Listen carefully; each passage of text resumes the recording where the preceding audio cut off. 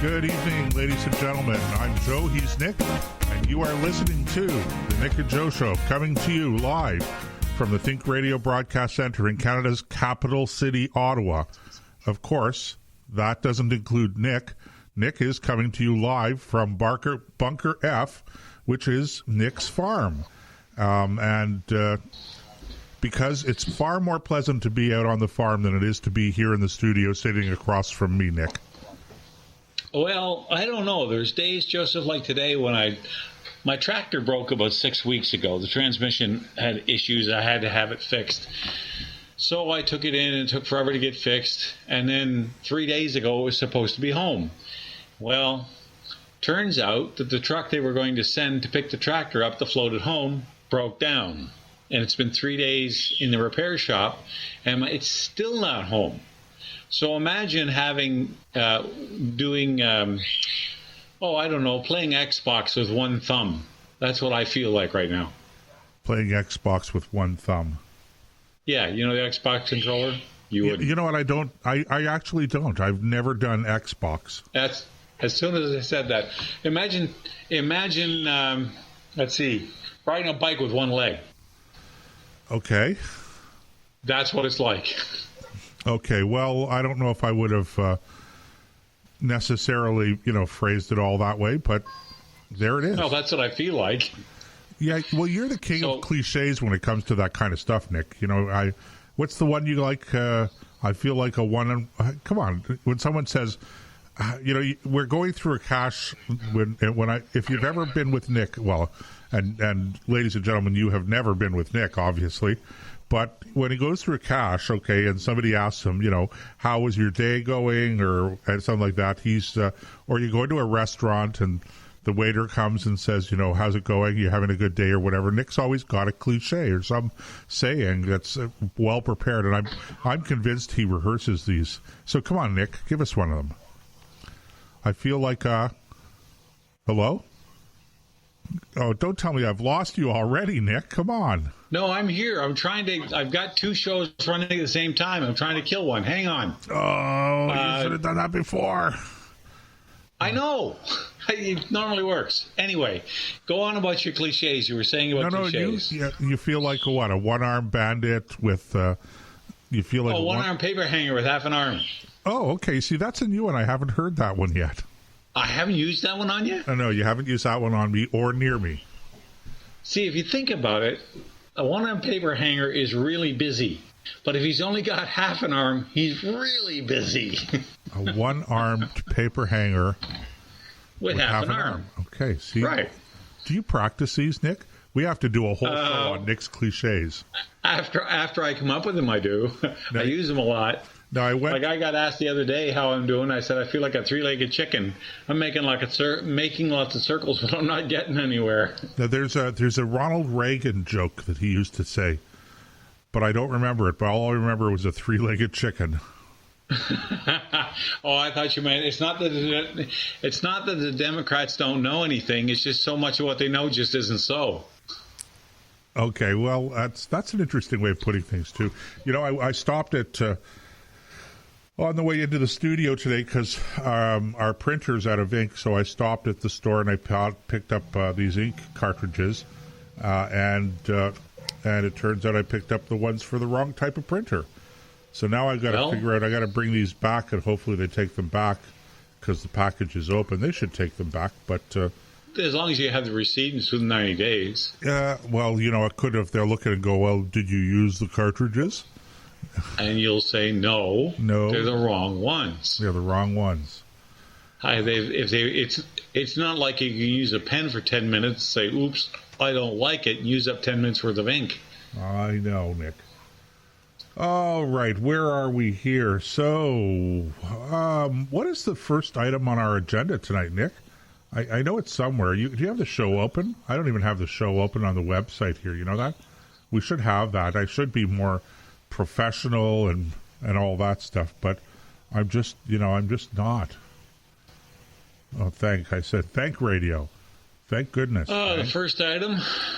Let's see. I know what the items are. I just want to know what the order is. 1, 2, 3, and 4. Do petitions really work? I noticed Pierre Poliver has.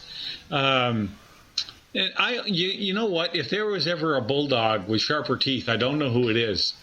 Pierre is a finance critic for our federal government, for the opposition to the government, for our American listeners. Right, Her Majesty's loyal opposition. Yes, of His Majesty's loyal opposition, Her Majesty's loyal opposition, and he's like a dog on a bone, and he's not asking tough questions. He's just like, he would say to them, okay, so what is this program going to cost? What's the number? And the government representative in question, usually the deputy prime minister, would get up and give some nebulous answer, go around in circles, and then sit back down. They say, okay, that's great, but we still don't know what the number is. What is it? You costed it. Tell us what it's going to cost. And he's like this, and he won't let up. So I admire him for his tenacity. And he's also a very bright young man with, I think, a great future. But when it comes to petitions, he's got a petition on his personal website. He wants people to sign up to stop the Great Reset that Trudeau's talking about, that we'll get into here in a few minutes. But my question is a more general one, and that is, do petitions work? I cannot remember in my 58 years of drawing breath on this planet of a petition ever working. Ever. Now, maybe I'm wrong. Maybe there's one or two out there that have. But by and large, they don't work. They just get ignored. I'm old enough to remember watching TV and watching them carry in this massive roll between two people of a petition that the Canadian population did not want. There were 500,000 names on this petition. They didn't want the metric system. And the government acknowledged receipt of the petition. I believe it was Pierre Elliott Trudeau was Prime Minister at the time, because he's the one that sent us down this stupid course. And he acknowledged acceptance of the petition, and they basically threw it in the garbage. That's as far as it went. And that's the biggest petition I've ever heard of. Now, that didn't work. Well, I don't think they threw it in the garbage. I just think they ignored it. It's gathering dust somewhere in the archives somewhere. Yeah, it's metaphorical. Metaphorically. So, I like that word, metaphorically. Metaphorically, figuratively, not literally. That's right. Right. Like somebody says the other day, I'm watching this, and he goes, I literally blew up when he said that. And I'm going, you didn't. No, you figuratively blew up. And that's right, because if you literally blew up, we'd be scraping you off the wall. That's right. And there's a group, it's sort of tongue-in-cheek, but it's called AWFUL, which stands for Americans who figuratively use literally.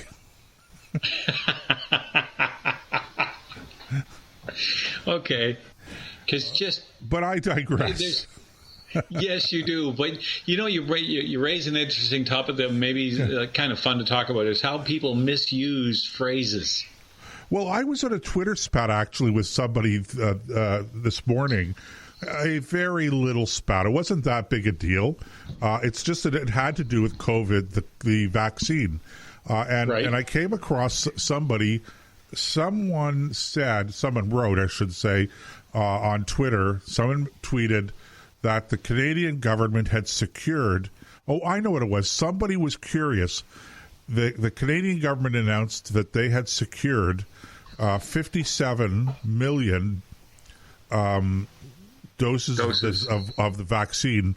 I don't know from which company. And they were curious why we would possibly need 57 million doses.